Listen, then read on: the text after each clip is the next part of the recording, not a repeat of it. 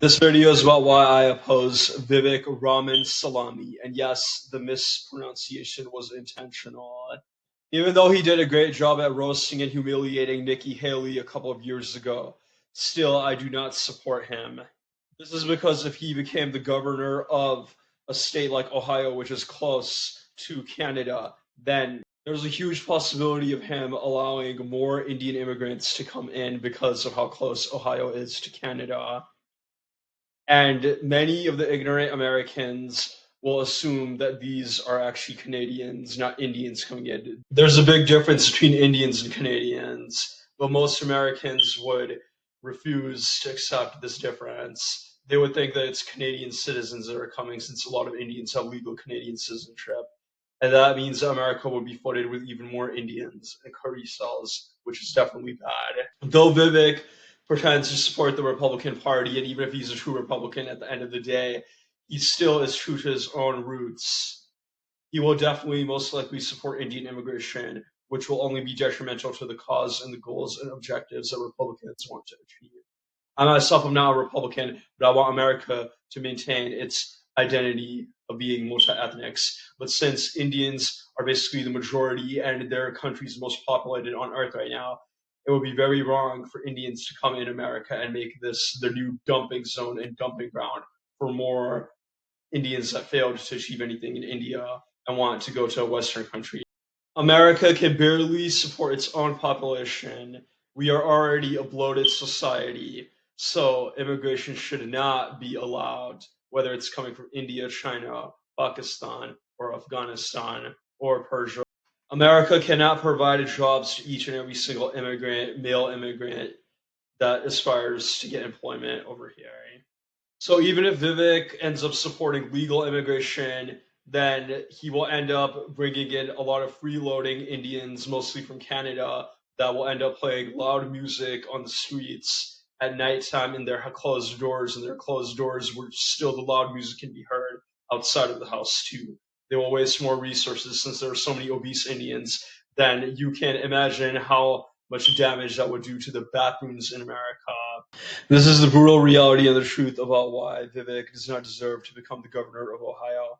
I would rather have him become the governor of California instead, since there are so many non-whites over there, than a colored leader would suit them a lot more, in my personal opinion. This also shows that that pastor who insulted Vivek, he was definitely right when he said that Vivek should either go home to India, or if he wants to stay in America, then just keep his nose out of politics because he shouldn't be there, in all honesty. I will explain 4 reasons why I think immigration is wrong. The first reason is because all these immigrants are going to be basically a new voter base to help keep one particular political party in power, whichever political party that is pro-immigration and supports all these immigrants. When these immigrants have a chance, get any type of citizenship, any type of authority or ability to vote, then they will exclusively vote for that political party. That is an unfair scam that leads to that political party always forever remaining in power. It worked in Canada in a bad way because it kept the Democrats and the Liberals in office for so many terms, even till now, and they refuse to admit that Mark Carney is bad. They refuse to admit that Justin Trudeau himself was a pedophile who was never held accountable for his crimes. The second reason why I think immigration is bad for America will be that they're basically the future workforce, or rather slave force. They slave away in these low skilled, menial level jobs. These immigrants first took away jobs from black people, and now they're taking away jobs from the new youth of America too. Immigrants are much more likely to work for lower wages, low income, and low salary. So if an American man does want to compete with that immigrant, then they will have to accept a very low income. It's not about working hard, it's about working for less. The immigrants who come from countries outside of America are more satisfied with working for lesser the outcome, less rewards. They like less rewards, and that in itself, being satisfied with less, is part of the reason why the countries they come from are very bad. The third reason is that, based on its track record, it appears that the whole point of immigration is basically to create more than one fucked up society. Now, instead of one fucked up society, you have two fucked up societies. Now, instead of just their birthplace of origin being messed up, now Europe, Canada, Australia, and even America are also messed up. These immigrants can't be expected to leave or abandon their way of life, their culture, and their thinking that they've had for 20 years or even 15 years back at home. They're not going to adapt to the new American way of life or American style or American culture. Or we've seen how immigration has failed multiple times in the past to do anything.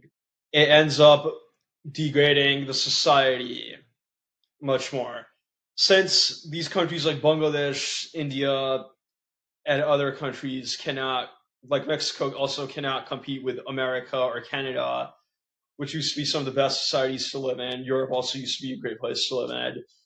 Since they can't compete with them, they decide to bring them low down to their level so they can be as inferior as those countries are. When you can't compete with the top, then you're going to try to make the top or become very weak.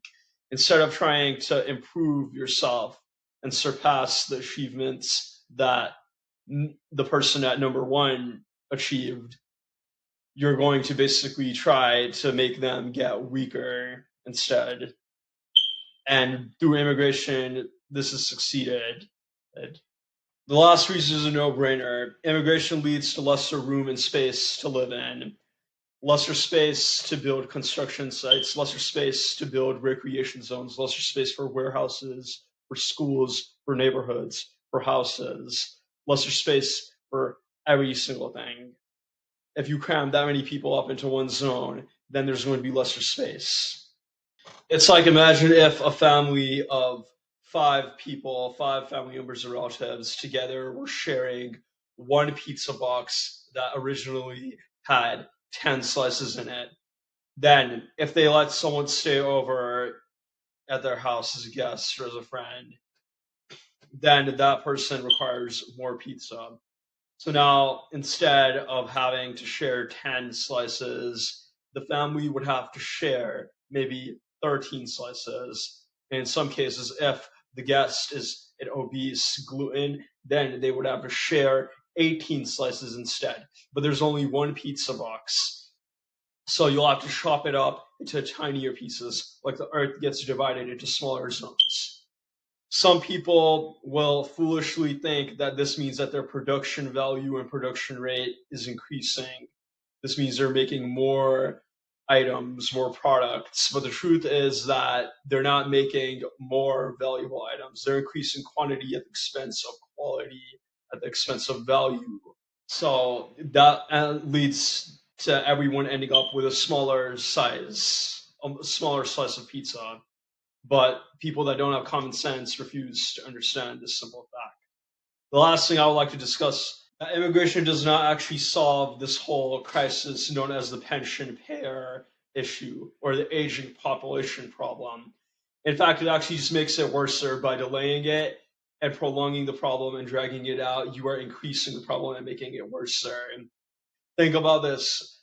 If it's already difficult to pay the pension of 10 million senior citizens and retirees, then after you add 3 million immigrants, then the next generation is bigger than the previous generation. This is basic math. So, give or take a couple more decades, then the pension issue and problem gets even worse. If it was already almost impossible for the government to afford the pension of 10 million people that retired, then how are they going to afford to pay the pension of 13 million people that retire in the future? So immigration is still always going to be considered a negative thing in my book. I do not believe that immigrants built America. I do not believe that the food that we purchase was created by immigrants. None of that is true. These are just myths.